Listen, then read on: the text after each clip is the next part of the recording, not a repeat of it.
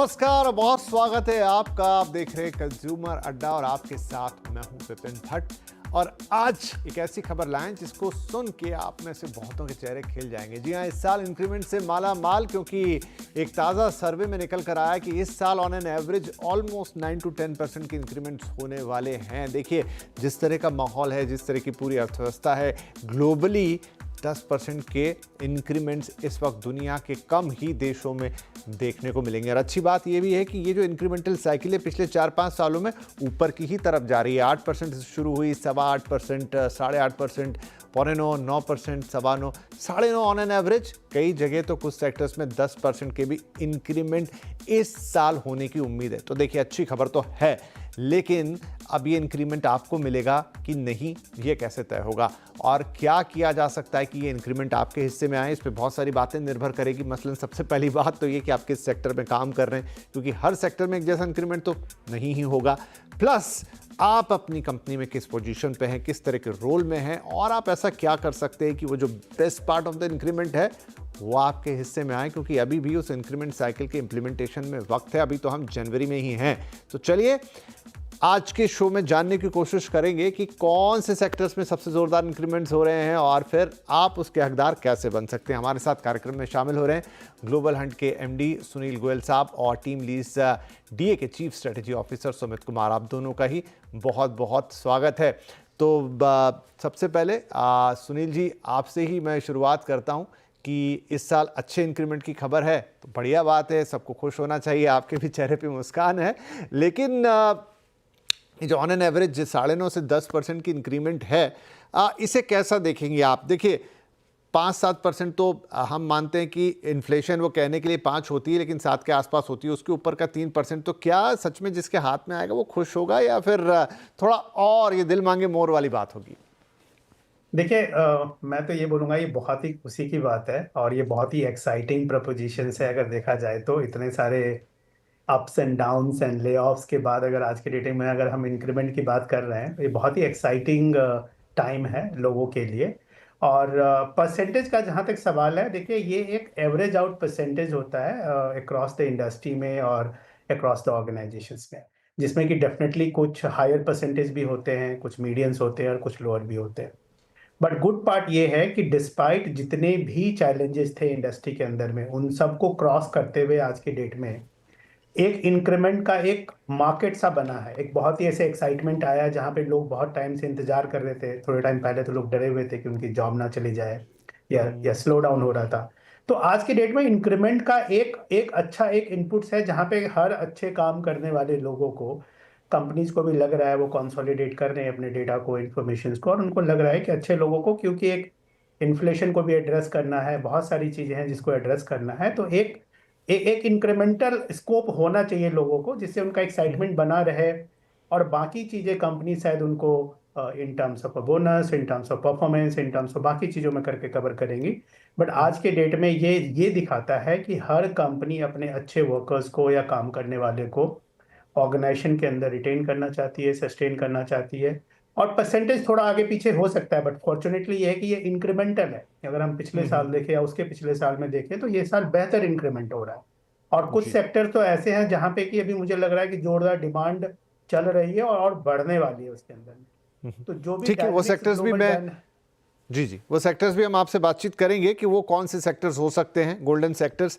सुमित जी, ये क्या चीज़ बताता है कि इस साल, जैसे सुनील जी ने हमें समझाया कि कहाँ तो एकदम ग्लूमी माहौल था, उस बीच हमने ये देखा कि बढ़िया इंक्रीमेंट्स आ रहे हैं, तो ये खुशी की और एक्साइटमेंट की तो बात है। लेकिन क्या ये इंडिकेट करता है कि आने वाला वक्त शायद सुधरेगा? ऐसी कंपनियों को होप है तभी वो इंक्रीमेंट्स ऐसे ऑफर कर रही हैं। उनके भी अगर हाथ टाइट होते तो शायद वो इस तरह की चीज़ें हमें देखने को ना मिलती। तो मतलब ये क्या फ्यूचर का कोई इंडिकेशन है? बिल्कुल, आई थिंक हम जो बात करें इंक्रीमेंट्स के लिए वो सिर्फ फ्यूचर को मद्दे डेफिनेटली रखता है कि जैसे सुनील जी ने भी बोला कि कोई भी कंपनी अपने टैलेंट को खोना नहीं चाहती, स्पेशली अपने प्रोडक्टिव और जो परफॉर्मिंग जो वर्कफोर्स होता है उसको खोना नहीं चाहती। बट अगर जो आप पिछले 3 क्वार्टर की भी बात देखें, वो अभी जो है थोड़ा इंडिकेशन आ रहा है, बट पिछले 3 क्वार्टर जो है इंडस्ट्रियल इकोनॉमी के लिए अच्छे रहे हैं। सो जहाँ पे परफॉर्मेंस अच्छी रही है जिसकी वजह से जो है जो हमारा जो इंक्रीमेंट का परसेंटेज है आई थिंक बिटवीन 9 to 10% है। आप कह रहे थे कि दिल मांगे मोर तो दिल कभी संतुष्ट होता नहीं है, जितना ज्यादा मिले उतना अच्छा है। But having said that, yes, ये इंडिकेशन है कि आने वाले टाइम में भी as long as unless there is definitely कोई इकोनॉमिक यू नो अनसर्टनिटी नहीं होती, जैसे कि हो रहा है, जैसे आपने बोला कि पीछे भी जो ग्लोबल पॉलिटिकल सिचुएशन जो चल रही है और ग्लोबल इकोनॉमिक सिचुएशन जो चल रही है, ऑल्सो हम देख रहे हैं कि there is little bit of stability which is also seeing it after you know जो यूएस के जो अभी जो प्रेसिडेंशियल इलेक्शन के बाद, I think the sentiments are also changing, have some mixed reaction to it, but more or less it is positive. इसके अंतर्गत हम कह सकते हैं कि आने वाले समय में भी हम अपेक्षा कर सकते हैं कि सेम सिमिलर या थोड़ी ज्यादा थोड़ा बहुत वेरिएशन हो सकता है, but definitely it will always be that company जो है प्राइमरी रीजन यही रहता है कि अपने बिजनेस आउटपुट या जैसी परफॉर्मेंस रही है उसके अलावा अपने टीम को, अपने वर्क को कैसे मोटिवेशन रखें, कैसे उनको हम प्रोत्साहित करें, कैसे हम उनको एंगेज रखें अपने कंपनी के साथ, बिकॉज रिप्लेसमेंट कॉस्ट नाम की भी एक चीज होती है जो बहुत महंगी होती है अगर टैलेंट रिप्लेस करना हो। So we can easily say that हाँ, आने वाले टाइम में भी if all goes well we should expect same या मोर। चलिए, बढ़िया बात है। तो एक भविष्य का भी इंडिकेशन यहाँ से अच्छा है कि चीज़ें यहाँ से बेहतर होंगी। सुनील साहब, तो ये जो सेक्टर्स हैं जिनमें अच्छे इंक्रीमेंट की ऑन एन एवरेज 9.5% है, लेकिन एक सेक्टर है जैसे ऑटो, यहाँ 10% की उम्मीद जताई है इस सर्वे में। ऑटो सेक्टर को हम कैसे देखें? इन ऑल अच्छा रहा ऑटो सेक्टर के लिए ये साल, अब ईवी में धीरे धीरे शिफ्ट्स हो रहे हैं, क्यों वहाँ पर इतने ज़्यादा इंक्रीमेंट की उम्मीद है कि 10% जो कि मैक्सिमम है? देखिए, अगर मैं ऑटो सेक्टर की बात करूं तो जनरली लोग ऑटो सेक्टर को सिर्फ कार से जोड़ के रखते हैं, बट मुझे ऑटो सेक्टर बहुत बड़ा है। एक्चुअली पूरी तरह से ट्रांसपोर्ट का सेक्टर है जिसमें कार्स हैं, टू व्हीलर्स हैं, कमर्शियल व्हीकल्स हैं, कंस्ट्रक्शन इक्विपमेंट्स हैं, mining and earth moving equipments हैं। ये सारा का सारा ऑटो सेक्टर में आता है। और अगर आप देखें इंडिया का अगर एक सेंट्रली सिचुएशन देखें आज के डेट में, हमारे यहाँ इंफ्रास्ट्रक्चर में इतनी ज़्यादा ग्रोथ हो रही है कि वहाँ बहुत तरह के इक्विपमेंट की रिक्वायरमेंट, चाहे वो आपको ट्रक्स हैं, कमर्शियल व्हीकल्स हैं, अर्थ मूविंग इक्विपमेंट्स हैं, कंस्ट्रक्शन इक्विपमेंट्स हैं। फार्मिंग हमारे यहाँ एडवांस होती जा रही है, फार्मिंग इक्विपमेंट में स्कोप बढ़ता जा रहा है। टू व्हीलर में हम दुनिया के सबसे बड़े एक्सपोर्टर हैं आज के डेट में। हमारे लोकल कंपनी जो है, ये हीरो और ये जितनी कंपनीज है, ये सबसे बड़े मैन्युफैक्चरर्स हैं टू व्हीलर के वर्ल्ड में, वन ऑफ दोस बड़े मैन्युफैक्चरर्स हैं। और कार में हम one of the largest exporter हैं। एक ट्रांजिशन उसमें क्या आया है आज के डेट में, हर चीज ट्रांजिट हो रही है टुवर्ड्स द, आज के डेट में बोले तो ईवी की तरफ जा रही है, इलेक्ट्रॉनिक व्हीकल की तरफ जा रही है। तो अल्टीमेटली अगर आप देखें तो वहां पे एक टेक्नोलॉजी ट्रांजिशन हो रहा है या ट्रांसफॉर्मेशन हो रहा है। और जब भी टेक्नोलॉजी ट्रांजिशन या ट्रांसफॉर्मेशन होता है किसी भी डोमेन या इंडस्ट्री में, तो वहाँ का जो बेस्ट टैलेंट होता है वही माइग्रेट करता है उसमें, क्योंकि वहाँ एक बहुत सारा काम आ जाता है नया। आपको पुरानी लेगेसी टेक्नोलॉजीज को धीरे धीरे छोड़ के नई टेक्नोलॉजी पे जाना है, और आपके पास लोग हैं, आपके पास इंफ्रास्ट्रक्चर है, फैक्ट्रीज हैं, प्रोडक्शन हाउसेस हैं, तो सारी दुनिया आपके तरफ देखती है। जैसे आज के डेट में हम कोई भी चीज़ की मैन्युफैक्चरिंग होती है तो देखते हैं कि अच्छा इंडिया पे हम रिलाई कर सकते हैं। जो भी कंपनीज है, पहले कुछ चाइना में जाती हो, इंडिया पे रिलाई कर सकते हैं। तो ये जो सेक्टर ग्रो करने के रीजन्स है, एक तो हमारी लोकल डिमांड काफ़ी बढ़ी है, हमारे यहाँ कंज्यूमरिज्म बहुत बढ़ा है। नंबर 2 में हम एक्सपोर्ट में हर डोमेन में बढ़ते जा रहे हैं, तो अल्टीमेटली लोग तो चाहिए हमें उस डोमेन में। और आज की डेट में अगर आप देखेंगे तो automobile compare to IT e commerce के कंपेयर में थोड़ा इग्नोर रहा था। जब वो दो सेक्टर बूम कर रहे थे तो थोड़ा इग्नोर रहा था। तो आज के डेट में जब वहां हिट लगा है थोड़ा सा, तो ये सेक्टर्स बूम कर रहे हैं। मैन्युफैक्चरिंग में जितने भी सेक्टर्स हैं इंक्लूडिंग ऑटोमोबाइल अपने टॉप पे है। उसका रीजन ये है कि हम अपने लिए मैन्युफैक्चर कर रहे हैं, हमारे यहाँ मार्केट बढ़ रहा है, नए नए ब्रांड्स आ रहे हैं, नई कैटेगरीज आ रही हैं, हम असेंबल कर रहे हैं, हम दुनिया को सप्लाई कर रहे हैं। तो इन दोनों चीजों में अगर आप देखेंगे तो हमारे यहाँ हब बनते जा रहे हैं। पुणे, मुंबई, महाराष्ट्र में देखिए तो बहुत बड़ा हब बना है, गुजरात में ऑटोमोबाइल का हब बना है, चेन्नई बहुत बड़ा हब ऑलरेडी है, बैंगलोर हब है, दिल्ली एनसीआर हब है। तो पूरे रीजन में अगर आप देखेंगे तो हमारे यहाँ ऑटोमोबाइल का हब बनता जा रहा है, और इस हब में बहुत सारे लोगों की डिमांड है।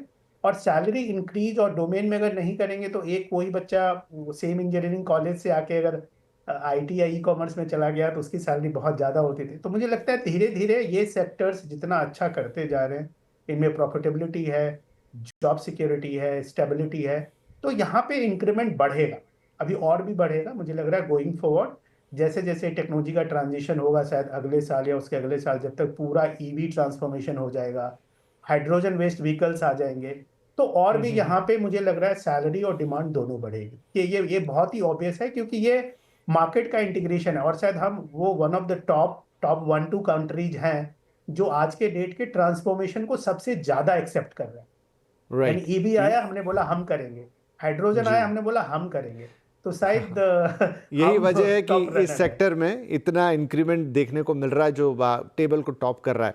सुमित जी, एक खबर आज मैं पढ़ रहा था कि 2024 में जो बेस्ट पे मास्टर्स रहे वो स्टार्टअप्स रहे, और वो भी खास तौर पे ये जो डिलीवरी या क्विक कॉमर्स या इससे जुड़े हुए स्टार्टअप्स रहे। लेकिन इस लिस्ट में खैर मैं उनके नाम नहीं देख रहा हूँ टॉप में।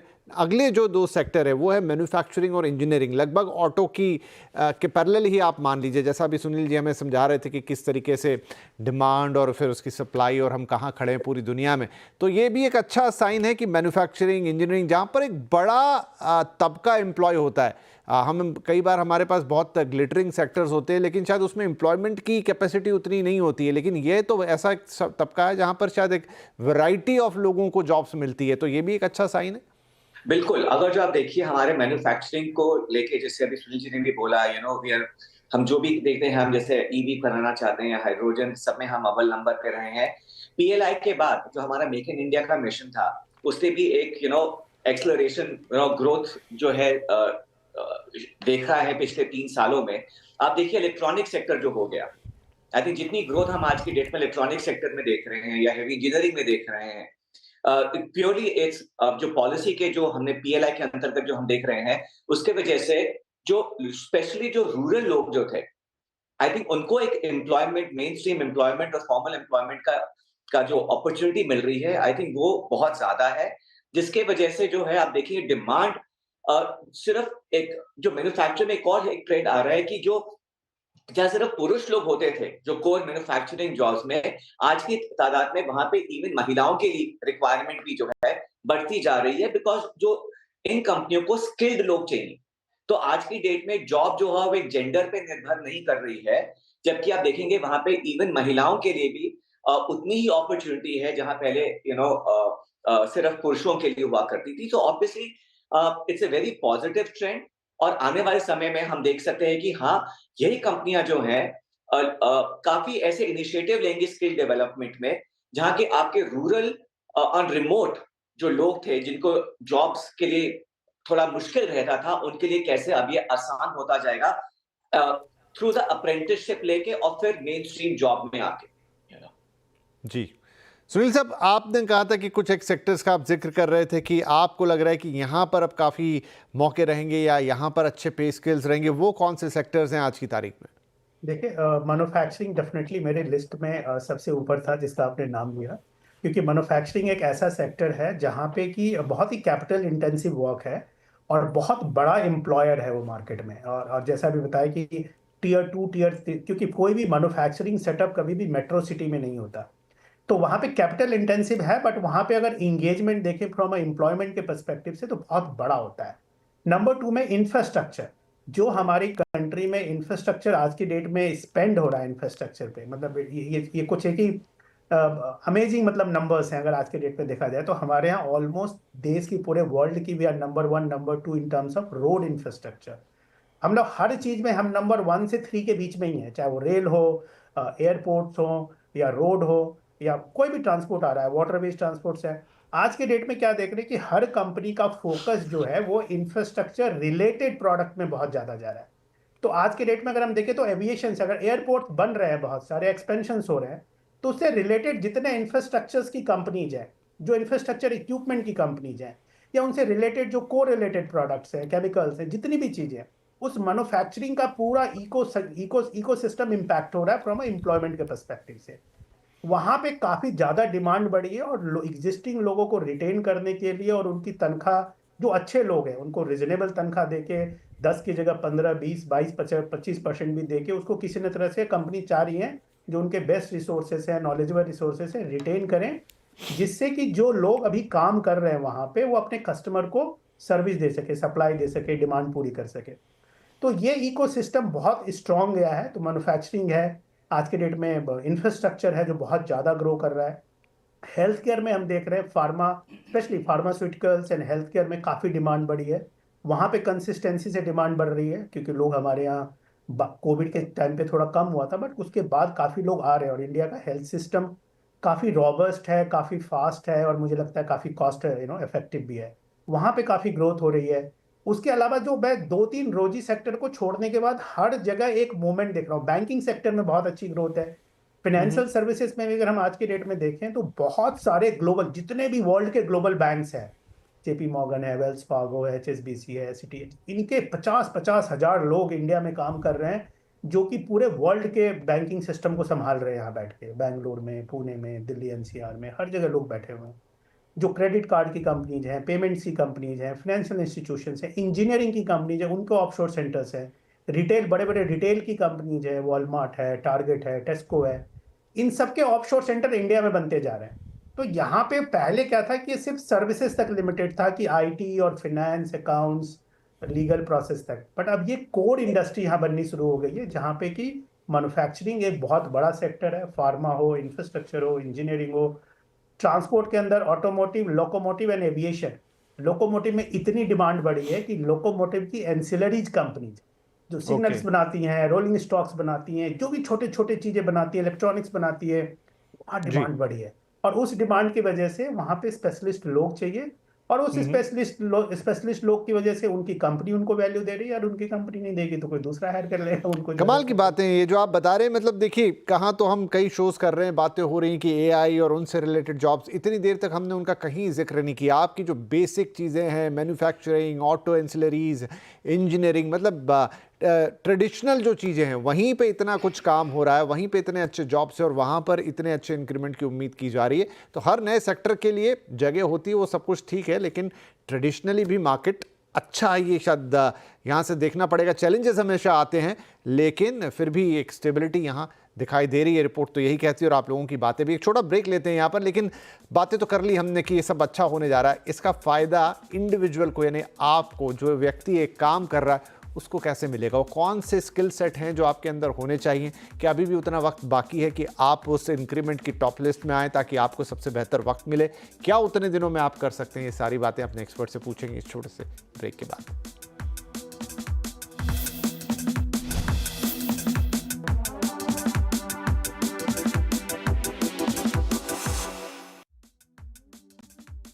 किस साल इंक्रीमेंट से माला माल, क्योंकि मर्सर की एक रिपोर्ट कह रही कि इस साल ऑन एन एवरेज इंडस्ट्री के अंदर 9.5% से ज़्यादा अक्रॉस द सेक्टर इंक्रीमेंट्स होने वाले हैं, और ये पिछले 3-4-5 सालों की तुलना में सबसे ज़्यादा भी होंगे, और लगातार एक बढ़ोतरी आप इसमें देख रहे हैं। तो तमाम बातें, चाहे ग्लोबल कंडीशन, इकोनॉमिक कंडीशन, ये वो, लेकिन खबर तो अच्छी है कि भाई अक्रॉस द सेक्टर्स ये होने वाले। कुछ सेक्टर ज़रूर है जहाँ पर सबसे ज़्यादा होंगे, कुछ में उतना नहीं, लेकिन एवरेज 9.5% भी शायद बुरा नहीं कहा जा सकता है। राइट, तो ब्रेक से पहले हमने चर्चा की कहाँ, कैसे, किन लोगों को ये मिल सकता है, लेकिन अब अगर आपको इंक्रीमेंट चाहिए तो क्या करना होगा। तो चलिए थोड़ी इंडिविजुअल लेवल पे बातचीत करते हैं। सुमित साहब, इंक्रीमेंट्स होने वाले हैं, अच्छी बात है, सब कुछ ठीक है। अब देखिए, अलग अलग कंपनीज में अलग अलग साइकिल होती है। कुछ जगह ये मार्च अप्रैल में शुरू हो जाता है, कुछ जगह थोड़ा लेट होता है।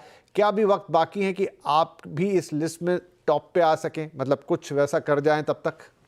बिल्कुल, आई थिंक एक तो आपकी जो बिजनेस परफॉर्मेंस होती है या आपकी जो परफॉर्मेंस, जो टारगेट अचीवमेंट होता है, उस पर तो निर्भर करता ही है।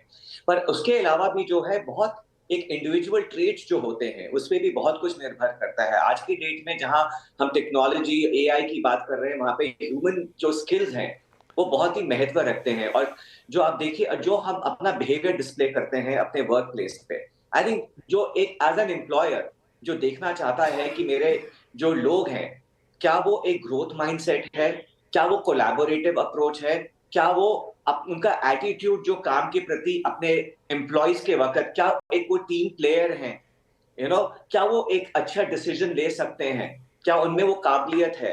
I think these are some of the cognitive skills जो है, जो बहुत ही महत्वपूर्ण होता है, जो आपको अपने काम में एक तो करने में आपको बहुत हेल्पफुल होता है, पर एट अ जो प्रोग्रेशन जो होता है, उसके लिए भी बहुत जरूरी होता है इस सारे स्किल्स को डिस्प्ले करना। So I think those are the behavioural traits जो बहुत ही जरूरी है एक प्रोफेशनल के लिए डिस्प्ले करना, जिसके ऊपर भी आपका इंक्रीमेंट और आपका ग्रोथ और आपका करियर प्रोग्रेशन निर्भर करता है। जी, सुनील साहब, क्या ये जो नए स्किल सेट्स हैं उनमें एआई भी इंक्लूड है और भी दूसरी चीज़ें हैं, ये आपके प्रमोशन में रोल प्ले करेगी? मतलब हम कई बार आपसे ये पूछते हैं कि आप कैसे करें कि आपको एक बेहतर इंक्रीमेंट मिले या बेहतर चीज़ें मिले, तो अपस्किल तो उसका सीधा सीधा जवाब है, और आपको उसके साथ क्या करना है? देखिए, मैं तो स्पेशली जो कोर इंडस्ट्रीज हैं, मैन्युफैक्चरिंग, मेटल, माइन, या जितनी भी इंडस्ट्री है, मैं बोलता हूँ एआई को कैलकुलेटर की तरह ट्रीट कीजिए। पहले लोग कॉपी पे लिख के शायद पूरा टेबल बना के कैलकुलेशन करते थे। जब कैलकुलेटर आया तो 3-4 बटन दबा के शायद वो काम हो जाता था। तो एआई आपके जॉब को बेटर करेगा, खराब तो नहीं करेगा। एक चीज जो सबसे ज्यादा जरूरी है, जो हर ह्यूमन से एक्सपेक्टेड है, कि आप अपनी इंटेलिजेंस को बढ़ाइए। और इंटेलिजेंस बढ़ाने का सबसे आसान तरीका क्या है कि आप सबसे पहले जो भी काम करते हैं उसमें इंटरेस्ट लीजिए। अगर आप इंटरेस्ट लेंगे तो आपको उसमें कुछ ना कुछ इनोवेट करने का मौका मिलेगा, कुछ भी कर रहे हैं। नंबर 2 में उसके बारे में आज के डेट में ऑनलाइन फ्री भी बहुत सारी चीजें अवेलेबल हैं। आप उसको जाके पढ़िए और उससे कुछ रिलेटेड, अगर कुछ छोटे मोटे 200-400 रुपए देके, 500 रुपए देके कहीं कोई पेड कोर्स होता है तो कोर्स करके सर्टिफिकेट भी जनरेट कीजिए। वो आपके कॉन्फिडेंस को बिल्ड करेगा, आपके आपके प्रोफाइल को रिच करेगा।